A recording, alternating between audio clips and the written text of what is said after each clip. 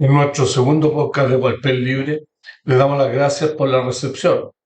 Fuimos felicitados desde Facebook por llegar a un número interesante de visualizaciones. También crecimos nuestro número de suscriptores en YouTube. Entendemos esto como un respaldo a esta nueva fase y en este nuevo formato. Walpen Libre de hoy, referido particularmente a uno de los temas más debatidos, como acusan las encuestas, el tema del empleo en Chile. Así iniciamos Walpen Libre de hoy. Sean todos bienvenidos.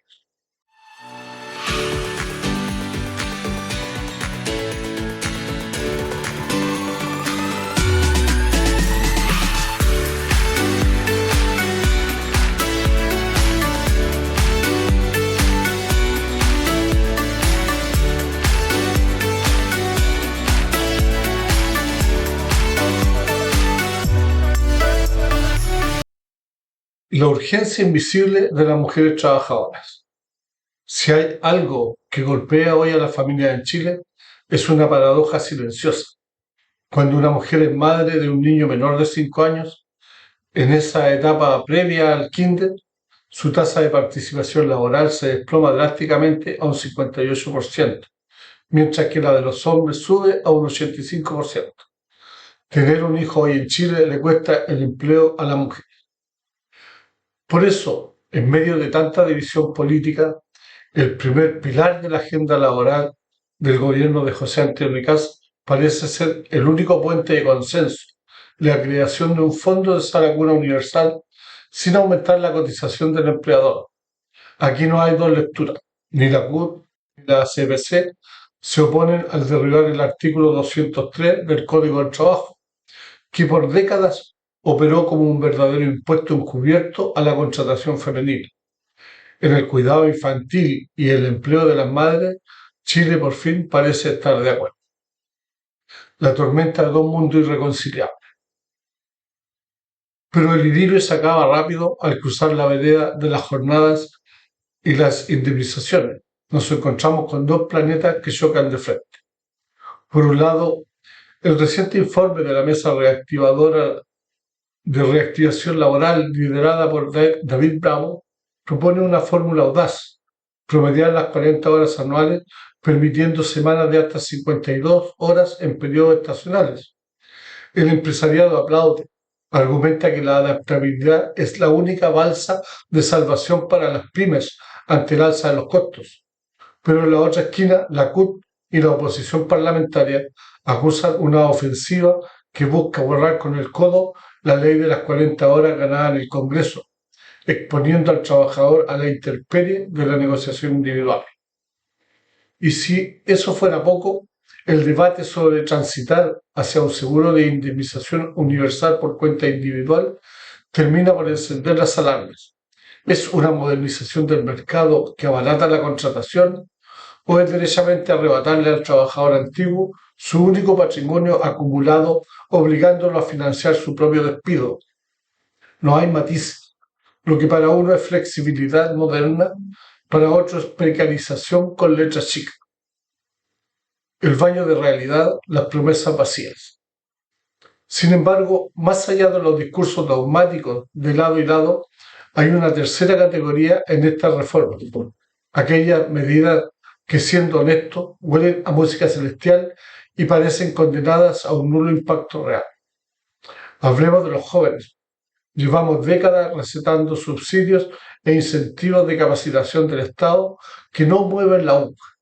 La juventud sigue atrapada en el subempleo o la informalidad. ¿De qué sirve conocer si un joven califica a un subsidio antes de contratarlo si las empresas no tienen proyectos de inversión de largo plazo? Lo mismo ocurre con la formalización.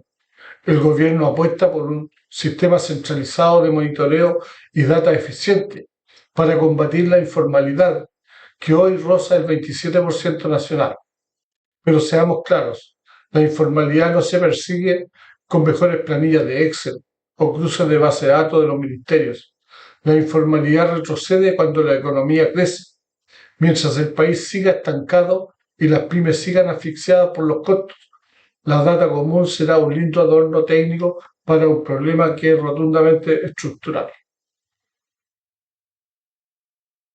Con una tasa de desocupación nacional empinada en el 9,4% y un desempleo femenino del 10,5%, David Bravo defendió su informe diciendo una frase punzante: la mayor precariedad hoy día en Chile la tenemos en el no empleo. La pregunta que abre este podcast es: ¿se defiende a los trabajadores bloqueando reformas rígidas que asustan la inversión o se les defiende blindando sus derechos históricos ante un modelo que intenta abaratarlos? Para desmenuzar este escenario donde se juega el pan de millones de chilenos, hoy nos acompaña en el estudio el ex ministro del Trabajo del gobierno de Ricardo Lago, don Ricardo Solari Saavedra.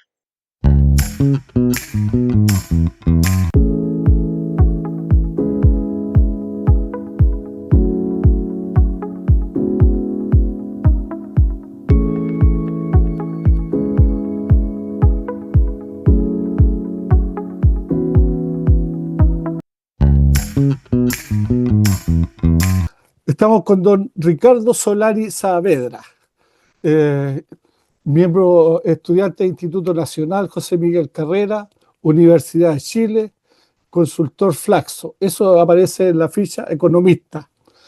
El presidente del Directorio de Televisión Nacional el año 2014 al 2018 en el gobierno Michelle Bachelet. Ministro del Trabajo y Previsión Social de Chile el año 2000 al 2005 en el gobierno de Ricardo Lagos. Dice la ficha que el 2005 y el 2006 fue asesor de la campaña de Michelle Bachelet y presidente del directorio del Instituto de Igualdad. ¿Todo eso está correcto, don Ricardo? Todo, todo correcto, sí. ¿Algo más que quiera agregar Y en el currículum que sea interesante? yo creo que está bastante completo el currículum, sí. Eh, Oye, y bueno, un viejo amigo es de esa región del Biobío, ¿no? claro, Sí, nos conocimos hace muchos años y yo he estado, la he recorrido a fondo y la conozco, creo que la conozco bien, de la muy bien, cordillera al mar. eso. Ricardo, en el tema de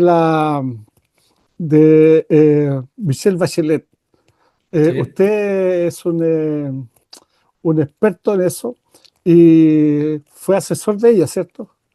Dirigí su primera campaña. La primera campaña fui mi responsable de comunicaciones de esa campaña, sí. Me recuerdo de ese tema, pero hoy día está trabajando como asesor, ¿no?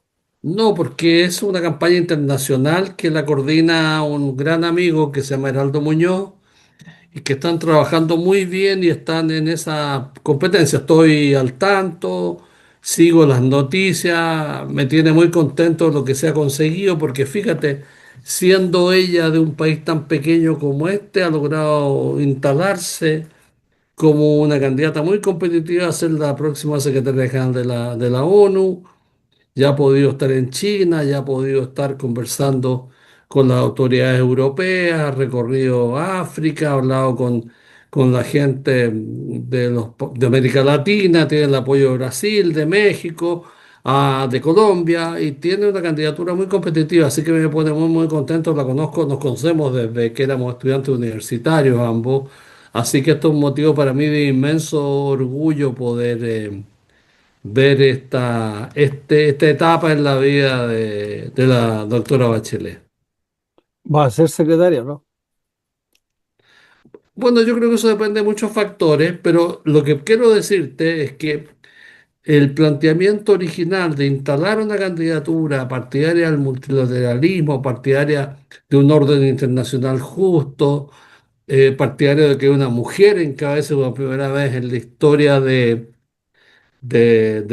la ONU son objetivos que a mi juicio están plenamente logrados, porque de lo que se habla en el mundo internacional son de dos o tres candidaturas, una de las cuales es la de ella, y eso, te insisto, viniendo de un país pequeño del sur como es Chile, ya es un tremendo, tremendo logro.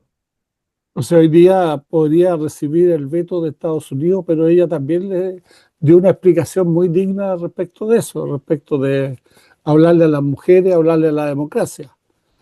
Sí, bueno, lo que pasa es que Estados Unidos es un jugador relevante en este episodio de la Secretaría General de la ONU Y podría o no podría tener, digamos, coincidencia con la candidatura de Michelle Bachelet, pero de alguna manera lo que a mí me importa dejar establecido es que la candidatura se consolidó como una realidad política a nivel mundial y eso se hizo básicamente en torno a un factor, a un activo que era la voluntad de Michelle Bachelet de dar esta pelea porque ella consideraba que era una pelea necesaria de dar en favor de la ONU, en favor del multilateralismo, en favor de un orden, de un Estado de Derecho internacional, en favor de una de un mundo con un comercio justo, con un mundo en paz, donde además, insisto, las mujeres puedan optar a todos los cargos y a todos los lugares y a todas las posiciones de poder. Y yo creo que eso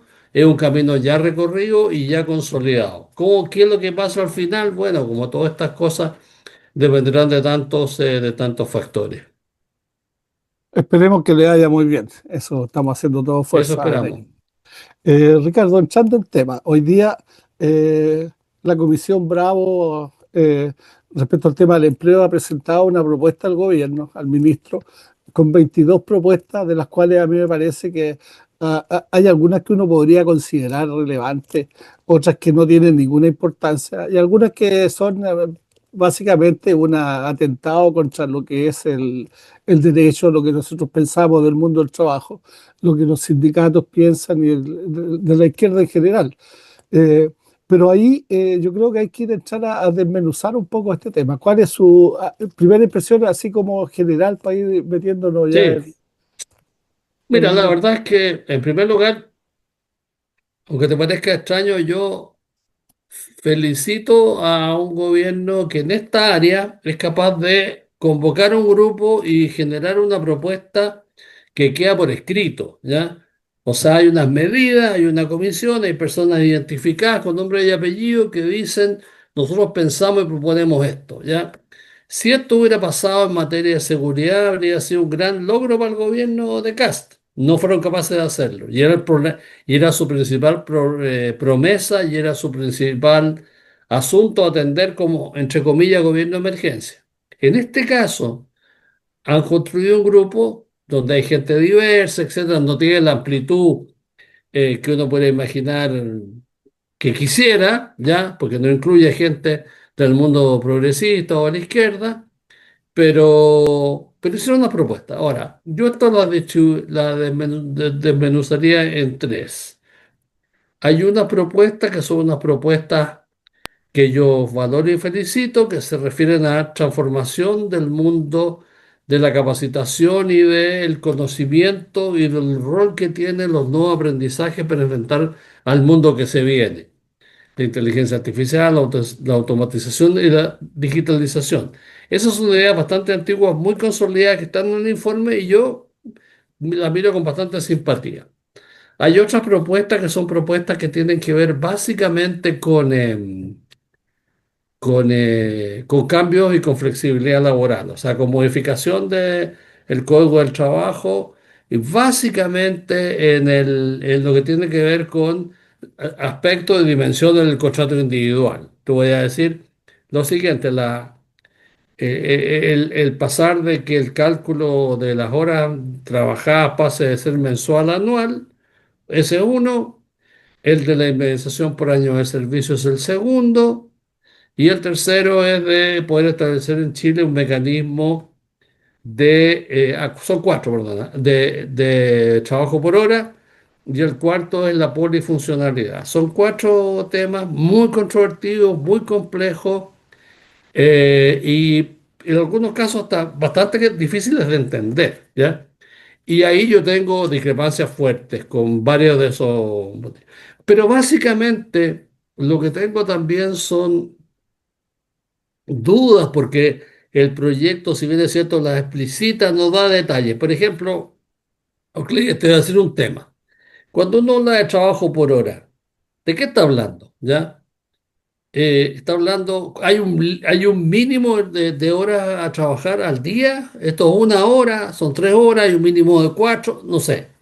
O cuánto vale el trabajo por hora. ¿Es acaso el salario mínimo dividido por la cantidad de horas trabajadas en el mes, que en este caso sería, como estamos ahora en un régimen de 42 horas, de hace 2 meses serían 42 por 4, bueno, dividido por el número de horas que se trabaje, ese sería el precio, porque el punto que te voy a hacer es el siguiente: para un trabajador el costo de desplazarse de su casa a trabajar es el mismo para una hora que para 8. La diferencia es que el líquido que le queda después de descontar esos gastos de traslado son muy diferentes si va a trabajar una hora que si va a trabajar 8. ¿Se entiende? Claro, perfecto. Ya, eso es un punto. Pero bueno, como ese, tengo visiones, tengo preguntas, muchas preguntas que hacerle a este enfoque. Pero hay dos cosas que no me gusta a mí. Primero, yo siempre he creído que estas cosas deberían hacerse en un contexto de diálogo social, conversando con los trabajadores, imaginando un actor colectivo que es tu contraparte y no planteado esto como una posibilidad de imposición de un actor al otro, ¿ya? Y la segunda duda que yo tengo también es, ¿qué fuerza le damos a los derechos que están adquiridos por los trabajadores en todas estas materias? Indemnización por año de servicio, etcétera, etcétera, etcétera. Pero, por ejemplo, tocando el tema de indemnización por año de servicio, ¿no? La idea de un seguro a todo evento que pueda reemplazar el actual sistema indemnizatorio se ha trabajado muchas veces y lo hemos modelado muchas veces. Pero quiero decirte que es bastante caro porque en vez de tener el sistema actual de indemnización, que es por despido, pasaríamos a un sistema donde es a todo evento. En simple, este se ejecuta tanto si el trabajador es despedido como si el trabajador renuncia a su puesto de trabajo. Y en ese caso, este seguro debería igual, en un caso o en otro, pagarle esta indemnización que sería ya no una indemnización, sino un seguro. Pero eso tiene unos costos y los costos no son menores. Y eso no están consignados en el informe, pero los modelamientos que hemos hecho, varios de los que hemos trabajado en esto, dicen que ese seguro que reemplaza el sistema actual es caro. Y no sé si en un contexto donde se está hablando de un aumento de costos laborales, entre comillas, y otras cosas, eso pueda volar y pueda financiarse en la actual realidad de las pymes y de las microempresas.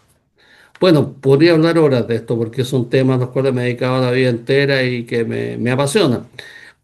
Eso es lo que digo, pero yo te digo, felicito que pongas en los puntos de vista por escrito, que uno puede discrepar, etcétera, etcétera. Ahora, otro tema también a decirte, escuché ayer al ministro Rao, ¿ya? Y no es evidente que vaya a transformar todas las propuestas de ese listado de medidas en iniciativas de ley. No es evidente, ¿ya? Porque algunas de estas iniciativas son, digámoslo claramente, francamente muy impopulares. Claro.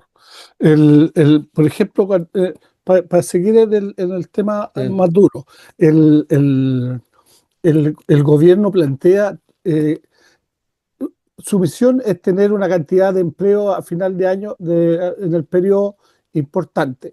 Sin embargo, Sí. todas las estadísticas, las encuestas dicen que el peor problema en el cual ven los chilenos es el tema de la economía, pero también el tema del empleo, que probablemente es más duro que el tema de la economía, según las últimas encuestas. Sí, pues, Pero, sin duda.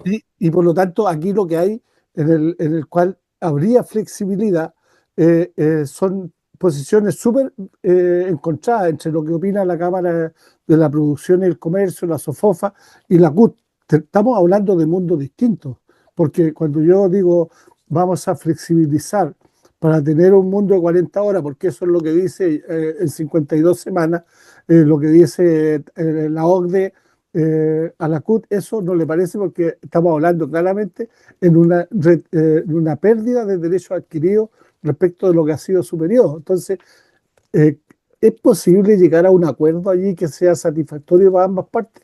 ¿O estamos ahí A frente ver, a la lo que pasa es pelea que, de bueno, poder? cuando yo fui ministro para mí, que establecimos el seguro de cesantía e hicimos la primera reducción de jornada de trabajo hecha en democracia, cuando yo era ministro, bajamos de 48 a 45 horas.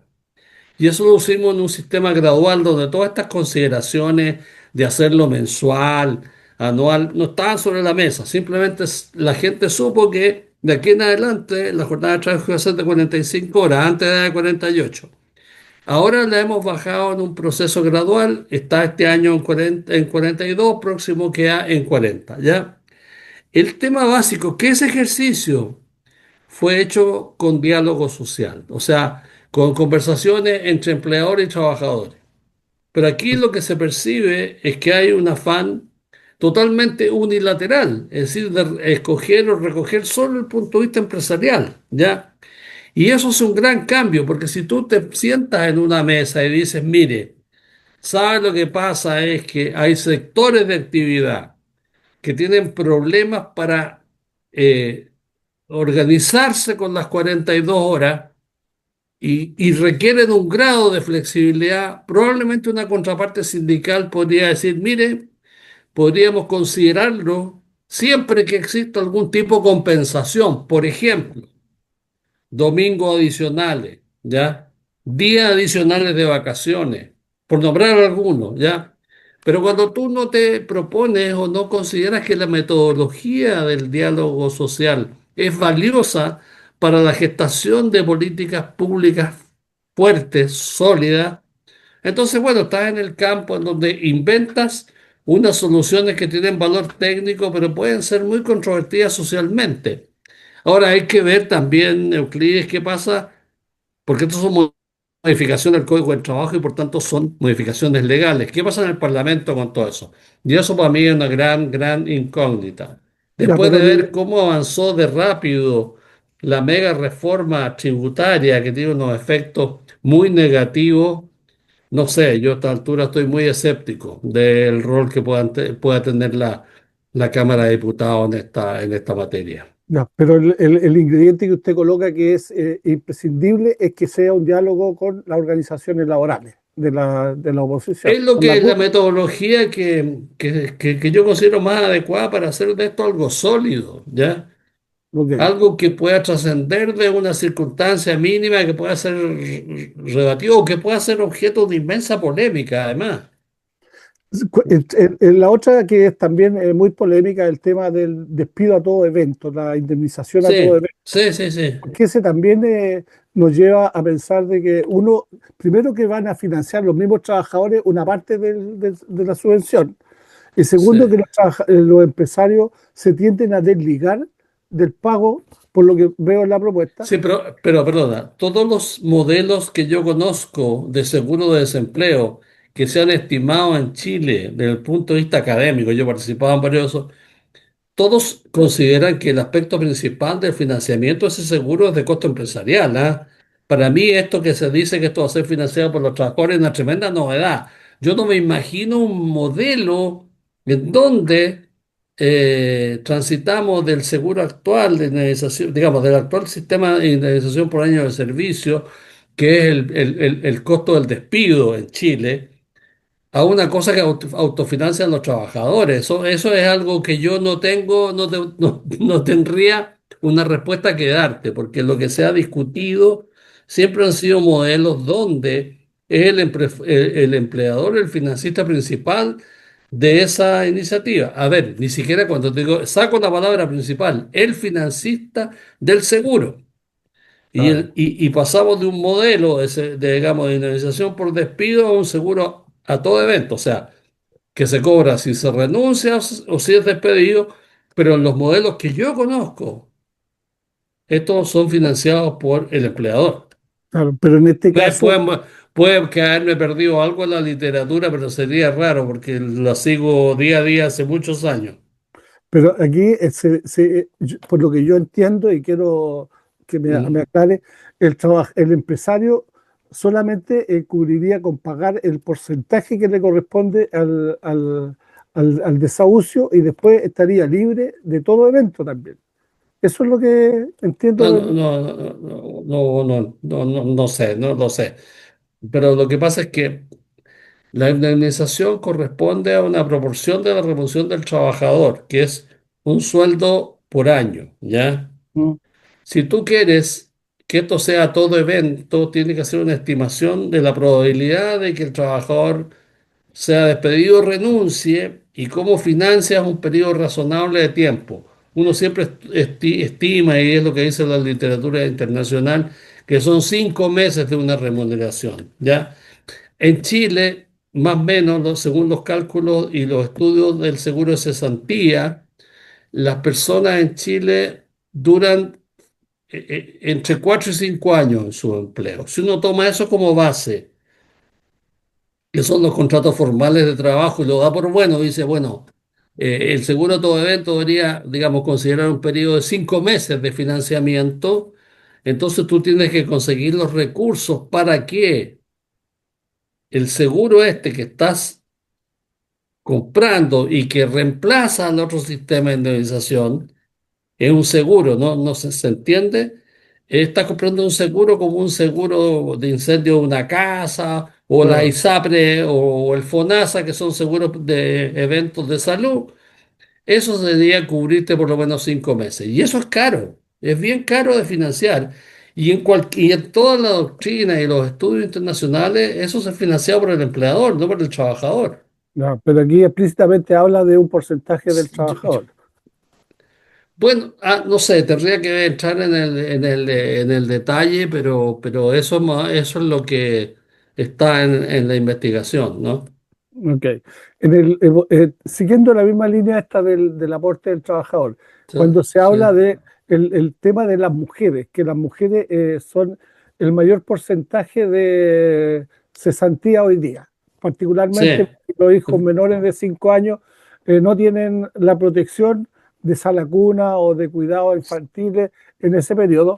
Entonces también se habla ahí de eliminar el artículo 203 para justamente que no sea un impuesto a la contratación de Un- mujeres. Ese, así una lo obligación, claro, sí, está y por bien. lo tanto, ese también lo va a financiar el Estado, porque está hablando, el programa de la Comisión Bravo habla de mejorar a los menos de 2 años, a los niños menos de 2 años con salas cunas, que es un proyecto que está presentado, pero habla de cubrir entre 2 y 4 o 5 años Sí, el porcentaje de niños que no están cubiertos y además el porcentaje en la noche después de las 4 hasta las 7. Entonces, todo eso es un proyecto que no tiene hoy día ninguna papel legal que diga este es el proyecto que tiene. Entonces, que está bien. probablemente va a costar bastante Sí. plata. Entonces, ¿cómo uno podría creer que ese proyecto va a llegar a buen puerto? Entendiendo que la finalidad es súper buena, porque va a ayudar a las mujeres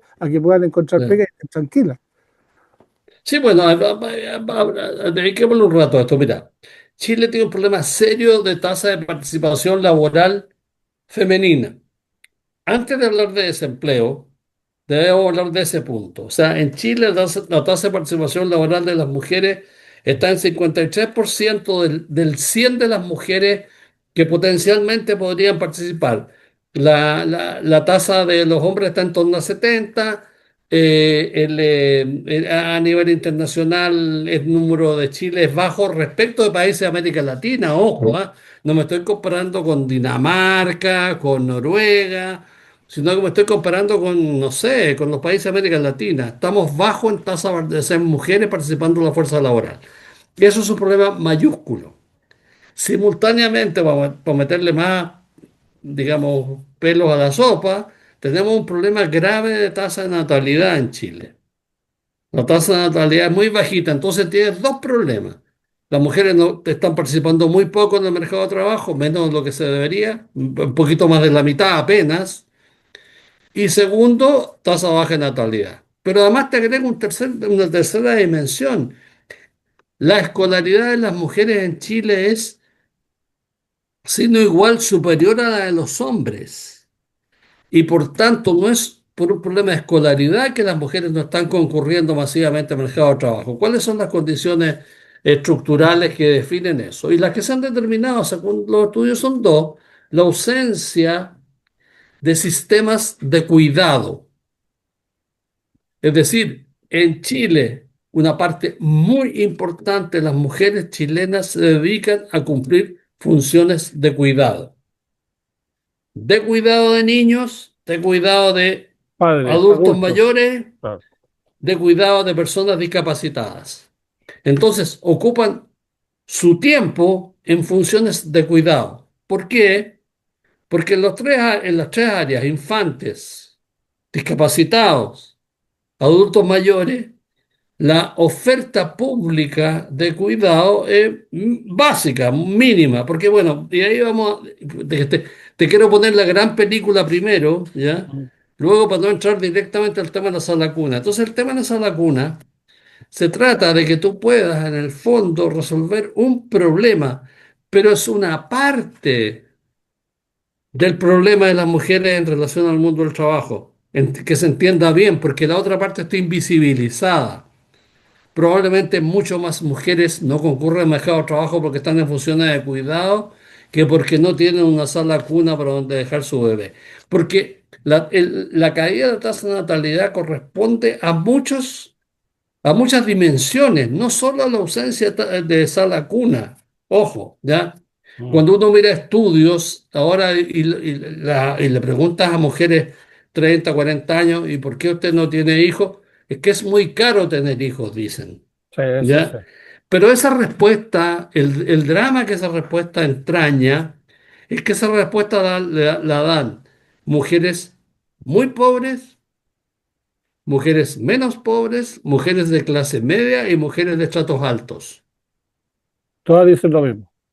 Lo mismo, ¿ya? Entonces, bueno, tengo un problema mayor, pero bueno, como este podcast tuyo no se trata de eso, sino que tiene que ver con el mundo del trabajo, vamos a enfocarnos en ese aspecto, ¿ya?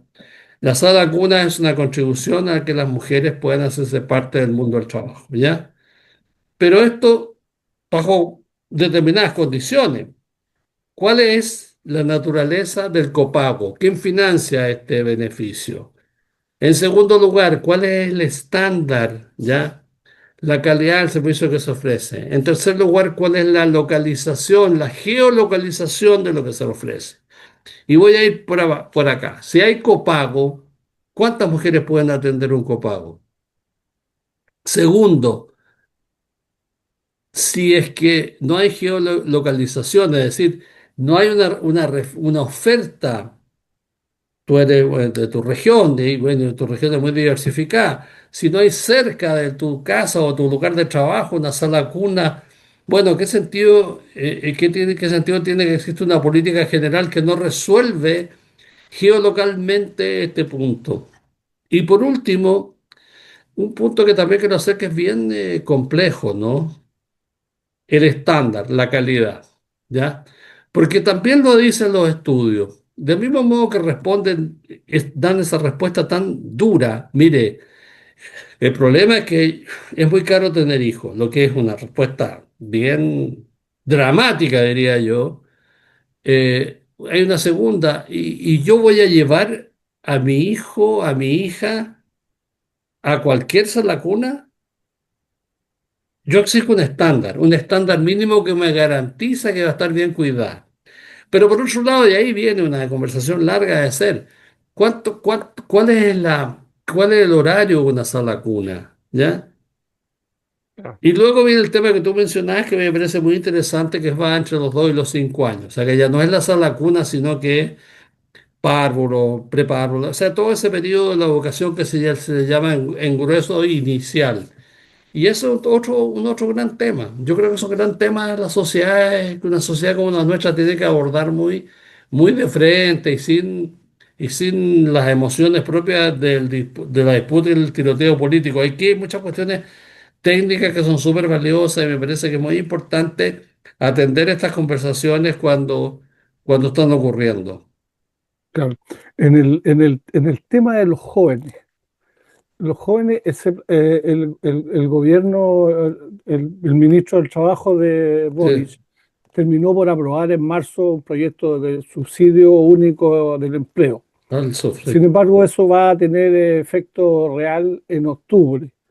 Hoy día está como suspendido lo que era el subsidio al empleo joven, el subsidio al empleo de la mujer, porque se está esperando concordar con este nuevo trabajo y aparece ahora esta punta de lanza que va a resolver el problema del empleo joven, los datos que a mí me surgen de la lectura del proyecto, de la reforma, sobre cómo ellos enfrentan con los duales, con los colegios duales, cómo quieren incorporar a Sí. los estudiantes.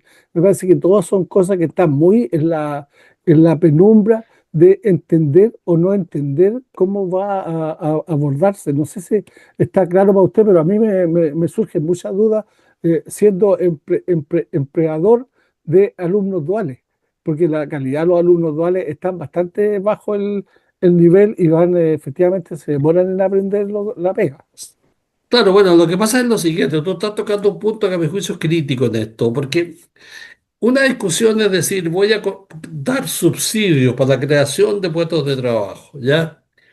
Pero el punto que tú tocas, a mi juicio, es otro, está en nuestro sistema escolar, que incluye desde la educación inicial hasta a la educación superior, está entregando, está generando aquel trabajador, trabajadora que está requiriendo el actual momento de la economía chilena. Efectivamente, esa es la pregunta, ¿ya? O sea, vamos a hacer una inversión pública en capacitación, vamos a hacer una inversión pública en profundizar la educación técnico profesional, etcétera, etcétera, etcétera. Pero el resultado final, porque un punto muy importante, a mi juicio, de esta conversación de empleo que hoy día no se está haciendo en Chile y que yo considero que es clave de hacer, es si la economía chilena está generando una oferta de trabajadores que tengan las competencias, las habilidades, los conocimientos para el mundo de hoy. Y eso, a mi juicio, es un tema crítico que el informe que presentó me aborda, por lo menos como temática, y me parece interesante. Pero esa es una cuestión crítica, ¿ya? Absolutamente crítica, ¿ya? Eh, y bueno, y ese es un tema, a mi juicio, muy importante de hacer. Y yo no veo que eso esté en los grandes titulares, ¿no?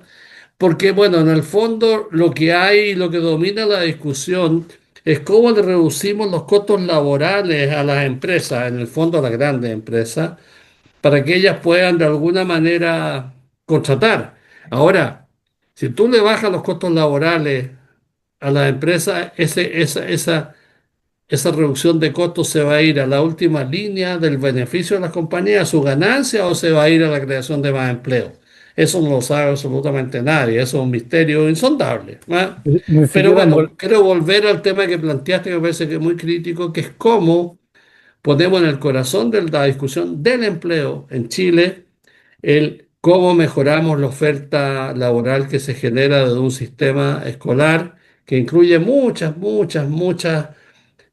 subsistemas, incluyendo la capacitación, incluyendo la capacitación técnico-profesional, etcétera, y cómo lo hacemos a cargo del mundo de hoy que está teniendo unos cambios, uf, Claro, mayúsculos, ¿no?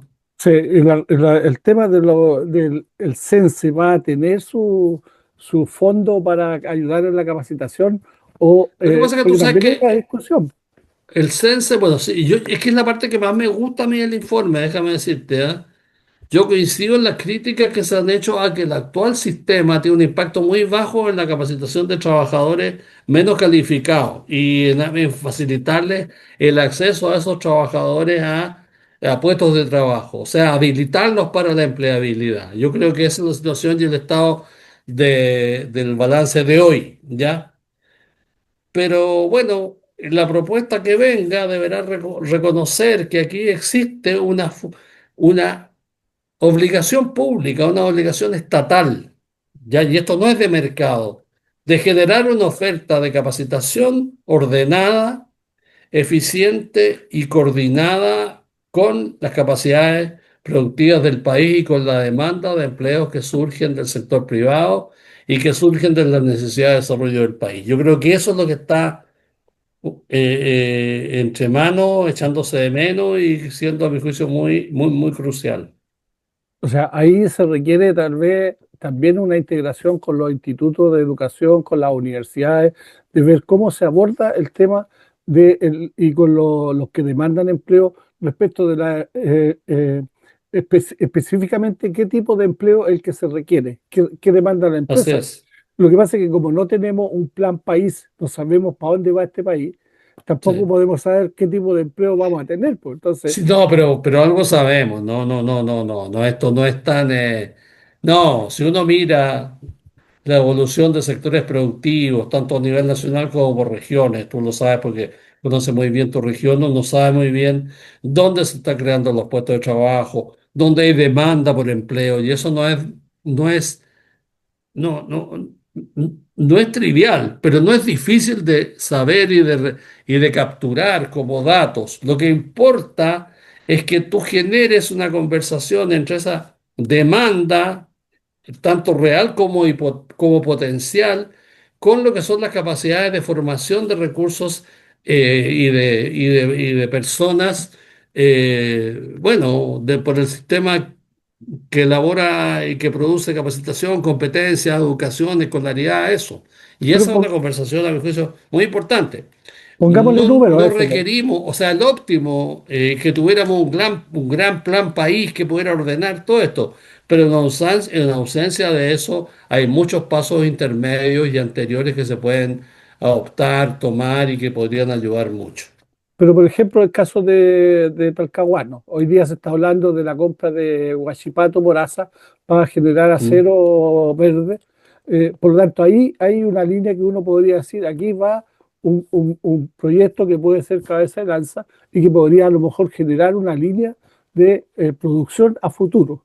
A lo mejor ahí tenemos una apuesta. ¿Cómo vería ahí usted No, por supuesto, un planteamiento? claramente. Claramente, pero no solo eso, porque te quiero decir lo siguiente, tú estás hablando de un proyecto concreto, pero yo te estoy hablando de tendencias. Por ejemplo, Mm. hablamos del cuidado, ¿ya?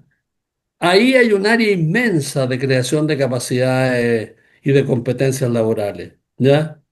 O sea, Chile es una sociedad con una esperanza de vida al nacer que se aproxima y avanza rápidamente por sobre los 80 hacia los 90. Ahí, o sea, eso es un inmenso potencial de necesidad de fuerza laboral especializada, dedicada a ese mundo. Por ejemplo, tú tienes un tema crucial en tu región con todo lo que han sido los desastres derivados del cambio climático. Ahí tienes otra población laboral urgente de crear en todas las áreas, ya tanto desde las más simples hasta las que tienen que ver con la atención de las catástrofes. O sea, no estoy hablándote de cuestiones así como esotéricas ni distantes Sí, o claro. de proyectos súper concretos y emblemáticos, ¿no? Como esta transformación del acero talcahuano, que me parece una muy buena noticia, me parece muy positivo, pero creo que hay tendencias que hacen que esto de alguna manera requiere adaptaciones del sistema educacional y la introducción de la inteligencia artificial, de la automatización y la digitalización, que son tres campos cercanos pero distintos, también requiere unas capacidades y unas competencias que van a tener. Tienen riesgos, pero yo me quedo más bien por el tipo de conversación que estamos teniendo contigo hoy día en las oportunidades, porque no es la idea de echarse a llorar ni de pensar que no tenemos futuro, sino que tenemos futuro en la medida que que hagamos las cosas bien y que hagamos las cosas que corresponde hacer. Correcto. Para ir acotando ya nuestra entrevista, el tema de la pequeña empresa que tiene hoy Sí, día, uno de los temas pilares que plantea es la formalización, el empleo sí, precario, formalizarlo, pero también dentro de los temas que se plantean hay una serie de medidas que parecen un poco curiosas, por decirlo de alguna manera, donde se dice que se va a entregarle un sistema computacional, una APP a las dueñas de casa, algo que las haga ser como partícipe de tema. Entonces, y hay como una tendencia a plantear ese tipo de soluciones. A mí me da la impresión de que no son como tan reales planteárselo, entendiendo que el problema hoy día del compromiso de que la gente se formalice y no viva de los subsidios del Estado es un tema apremiante. Sin embargo, cuando uno le dice al pequeño empresario, ¿por qué no te formalizas y sacas patente? Dice, no, porque pierdo los cabros que me lo financia la municipalidad con subsidio. Entonces, hay un vicio ahí y que yo creo que las propuestas tienden a abordar ese mercado, pero no sé si le están dando una conducción adecuada al tema de cómo los empresarios se van a ir formalizando queriendo hacerlo, digamos. Sí, bueno, es claro, tú das, claro, o sea, aquí todo el mundo habla de formalizar, pero la formalización tiene sus costos para los empleadores, ¿ya? Hay unos sistemas tributarios que no son necesariamente muy amistosos, ¿ya? El acceso al crédito, por ejemplo, es una tremenda dificultad en Chile. Si alguien me dice, liste usted cuáles son los principales problemas que tienen las pymes en Chile, yo no te diría que el principal tema que tienen las pymes en Chile es el tema del costo laboral. Te diría el principal tema que tienen las pymes en Chile es la gran dificultad que tienen para acceder al crédito, ¿ya? Y luego, cuando tú tratas de formalizar el costo de la formalización, puede ser una carga pesada, ¿ya? Y luego ocurre esto que tú señalas, que es que en definitiva el costo de transacción de pasar de informal a formal puede significarte la pérdida de beneficio, ¿ya? Pero yo creo que son cosas que podemos atender. No, no son, no es el viaje a Marte, no son cosas extrañas ni esotéricas, sino que son dimensiones que podemos hacer. Siempre que entendamos que las prioridades no están solo situadas en el tema de bajar costos laborales, sino que tienen que ver con otros temas. ¿Cómo hace que la legislación en su conjunto sea más amistosa para quienes se quieren formalizar y no una carga pesada? ¿Ya? Quiero señalar otro tema también que conversa mucho con el tema de la formalización y del cual se habla muy poco también, ¿ya? Que es el siguiente. Chile ha tenido un shock de migraciones extraordinario, ¿ya? O sea, único en la historia de Chile. Hoy día tenemos 1 millón de migrantes en Chile, Mm, ¿ya? En un periodo muy breve de tiempo. ¿Cuánto te diría? 7 años, estoy alargando, tirando el chicle. 5, ¿ya? Eso es muy, muy grande. Ojo, y no es evidente que eso, bueno, nada de lo que prometió el gobierno, nada funcionó, nadie se fue, ¿ya? Pero eso se va a agudizar ahora a propósito de la crisis venezolana en su etapa actual de terremoto, ¿no? mm, Entonces, ¿cómo tú aceptas o admites a un mercado laboral como el nuestro la realidad de un shock migratorio? ¿Ya? Eso requiere primero un diagnóstico, ¿ya? Muy abierto, diciendo que esta es una realidad que hay que administrar y gestionar. Y que no hay que usarla políticamente simplemente porque te da votos en una elección puntual, porque nada cambia, ¿ya? De una elección a otra, porque siguen estando estos migrantes ahí y presionan las condiciones de formalidad de la fuerza de trabajo con una fuerza impactante. Impactante, porque son personas que requieren inserción, necesitan ingresos del modo que sea para poder vivir y cerrar el mes y alimentar a su hijo e hija. Entonces, yo creo que son parte de esta discusión amplia. No creo que el tema de la informalidad y formalidad se pueda conversar en serio sin considerar en verdad y poner sobre la mesa el impacto del shock migratorio y cómo el Estado de Chile va a trabajar y tratar este tema en lo sucesivo. Eso es parte de lo que me parece muy importante tener como discusión hacia adelante. Ricardo, para ir ya finalizando, hay un tema que me parece que no podemos dejar fuera de esta conversación, que es el tema sindical. Mientras el Ah, gobierno plantea el tema de la no negociación por rama, ir más a lo individual, más a el movimiento sindical está absolutamente en llamas con este tema. ¿Cómo vemos esta solución? Las no sé, tendencias yo primero, modernas. perdón, yo me gustaría que tú me dijeras, yo no veo que estén llamas, yo no veo nada, yo creo que hay una preocupación, pero no veo, por decírtelo, un movimiento sindical activo hoy día, Ese es el ¿ya? problema. Claro. Ya, no, no, no, porque te digo, yo tengo una estupenda relación con la gente de los centros unitarios, estamos trabajando, vamos a apoyar la creación de su comité de políticas laborales que se va a crear esta semana, desde el Instituto de Igualdad, que yo soy presidente, etcétera. Pero eso es el sindicalismo centralizado, que tiene una visión de país, que está activa, etcétera, etcétera. Pero otra cosa es la realidad local, ¿no? Y ahí yo veo que el movimiento es más bien de baja intensidad, ¿no? Y yo creo que la historia nos demuestra que sin una defensa de derechos, un establecimiento de rayados de cancha, esto cosa se puede poner complicada. Y yo creo que es parte de nuestros deberes decirlo con honestidad. Yo defiendo los puntos de vista, planteo los temas, escribo sobre esto, etcétera, pero necesitamos un actor sindical más activo de lo que el que tenemos hoy día, creo yo. ¿Cómo se logra eso? No sé, o sea, creo que depende mucho de ellos, porque esto no se sustituye desde el pensamiento de la gente que tiene, bueno, que se dedica a la especialidad de la economía laboral, como es mi caso, sino que ocurre desde la gente que tiene el contacto día a día con la realidad del mundo laboral, ¿ya? Y no lo digo como reproche, ¿ah? Sino que lo digo como una llamada de atención, ¿no?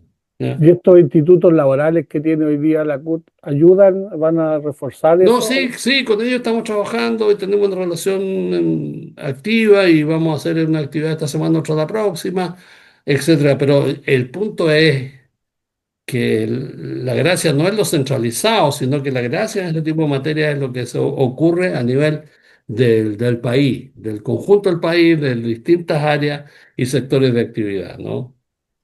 Estimado Ricardo, desde los temas que yo no he tocado, ¿cuál cree usted que se queda afuera y es necesario reforzar? Para que nos quede, ¿queda Mira, alguno?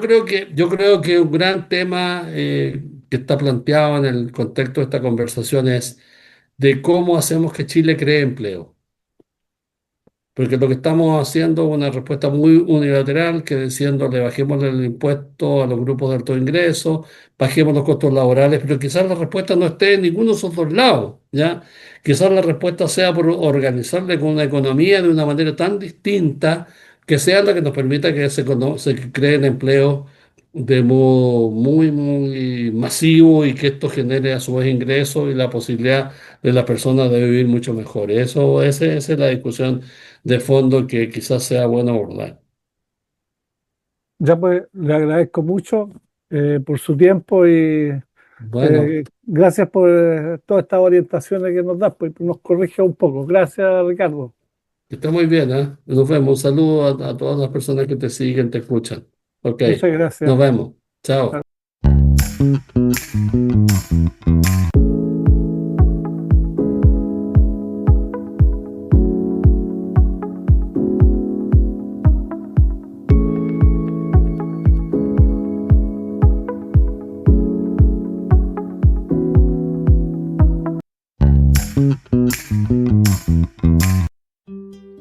Y antes de despedirnos, vamos con la revisión rápida de la contingencia que marca la pauta en Hualpén y nuestra intercomuna. Partimos con una tremenda noticia que llena de orgullo a toda nuestra comuna. La joven ajedrecista hualpenina Ignacia Cid, perteneciente al Club de Ajedrez Hualpén, se coronó flamante campeona nacional sub-13 de ajedrez en el torneo del Curado Santiago, donde venció a la competencia. Ignacia no solo trajo la copa a casa, sino que clasificó oficialmente para representar a Chile en el próximo campeonato sudamericano. Un tremendo aplauso para ella, su familia y el Club de Ajedrez de Hualpén, también a su presidente Daniel González, árbitro FIDE, por este tremendo logro histórico.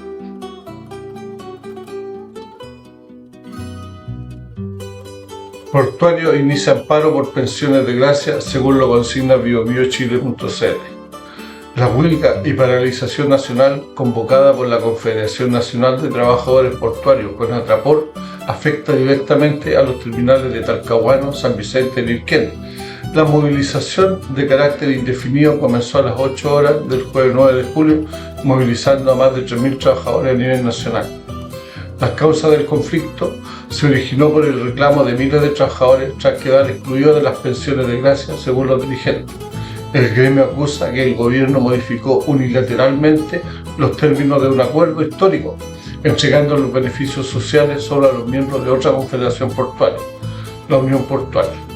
Una vulneración sindical considera esta medida el que coarta la libertad de asociación y excluye arbitrariamente a los trabajadores de CONATRAPOR que cumplen con los mismos requisitos del beneficio del retiro. El impacto regional, la paralización interrumpe las faenas logísticas y de carga general de los terminales de la región del Biobío. Las autoridades regionales han reconocido que esta movilización de advertencia impactará el normal funcionamiento de la cadena de exportaciones y flujo de puertos locales.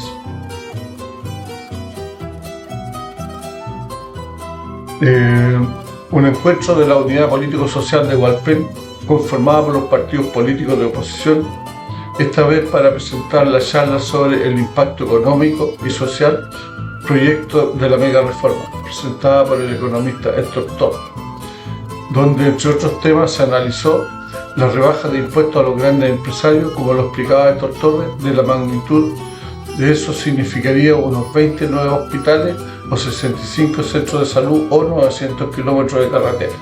Un dato interesante para los partidos. En representación de la organización presentó la exposición don Pedro Montesino y en la charla participaron dirigentes del Partido Comunista, Partido Socialista y Partido por la Democracia.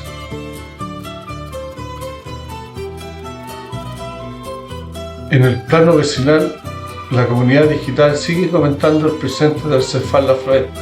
Si bien el recinto acaba de transformarse en el primer consultorio de la comuna en obtener la prestigiosa acreditación de calidad de la Superintendencia de Salud, en los grupos de vecinos se insiste en que las autoridades no descuiden los históricos conflictos gremiales internos ni las demandas de las mejoras de infraestructura que siguen pendientes. Para los vecinos que revisan datos útiles, el municipio recordó en sus plataformas que ya está en plena marcha el proceso de retirar el vale de descuento para el gas licuado de 15 kilos a solo 14.900. Está dirigido a las familias de la comuna que estén entre 40 y 70% en el registro social de hogares y deben acudir presencialmente a calle Patria Nueva 10.025.